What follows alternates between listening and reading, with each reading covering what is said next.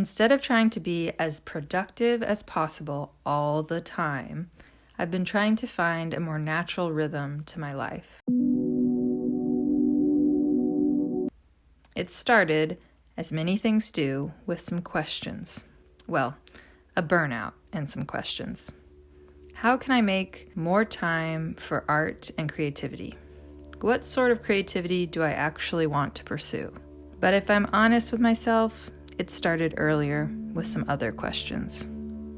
What should I do to be a better mom? What should I do to be a better creative? A better artist? A better YouTuber? What should I do to be a better freelancer? A better employee? A better coworker? What should I do to be a better friend? A better sister? A better daughter? A better person? A better human? A better spiritual being? A better reader? A better learner? A better listener? A better speaker? What should I do to be better? The underlying message of all these questions is that if I do something, take action, I will be a better person, because I'm not good enough as I am. A few months ago, I read a line in Pema Chodron's book, Comfortable with Uncertainty. She says, when we start to meditate or to work with any kind of spiritual discipline, we often think that somehow we're going to improve, which is a subtle aggression against who we really are. When I first read that line, it hit me keenly, but clearly it's still sinking in. I have still been berating myself with shoulds, or as my uncle says, shoulding on myself. Thinking to improve myself to be better, but really holding myself to the standard of perfection, not growth. The past couple years, my self-worth has been so tied up with my productivity, with action and doing. I'm tired of trying constantly to improve, to get it all done, to do things perfectly, and when I'm not, feeling guilty, bad, and less than. There has to be a better way. Oh, there I go with better again. I am now seeking a more natural way. A theme that has been coming across my path more and more is the natural patterns of life, the cycles and rhythms of nature. An obvious one is the seasons. Nature goes through time of creation, productivity, reaping, and rest, a pattern repeated that we as humans go through each year too. Women go through this pattern every month as well as every year. A Taoist reminded me that life is cyclical. Always. Day becoming night, becoming day.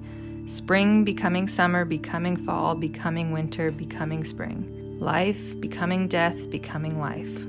A yogi showed me the rhythms of the day expressed through the doshas. Life is not static. Life is not homogeneous. Life does not plateau into sameness. It is always in rhythm. This idea of life's natural rhythms has come up in conversations with friends and family, and things I'm reading and things I'm listening to. It's coming up constantly for me right now. And I hear the message. It's coming in loud and clear. Find a more natural rhythm to live my life.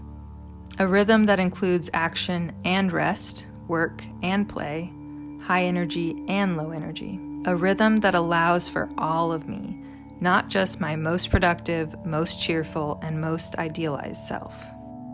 Now, what do I do with that message? One change I made a couple months ago has seriously improved my life. Now, it may seem simple, but that's probably why it works. Essentially, I have carved out downtime, a winter in my week. I have started taking weekends off. Yeah, duh, you might be thinking, everyone does that, but do they really? For me, as someone who works from home while also balancing motherhood, I constantly feel pressure to use every waking moment for work or getting something done. And I haven't only given up work on the weekends. I also have reduced social and recreational outings. I've been guarding Saturdays and Sundays as days with no expectations of myself. If I get nothing done, that's okay. And you know what? I have so much more energy during the week. I am so much more productive on my working days now. Creating a rhythm in my weeks has worked out so well, I want to figure out how to implement it in my months and days as well. I want to keep digging into all of nature's various patterns and cycles and rhythms. so that I can implement them in my own life's rhythm. I want to further ponder what I can learn and internalize from nature. What about you? Do you consciously live your life in tune with nature's patterns? Maybe this comes naturally and easy to you. What are the rhythms that work well in your life? I'd love to hear your thoughts. And as always, thank you for watching, and I hope you have a rhythmic week.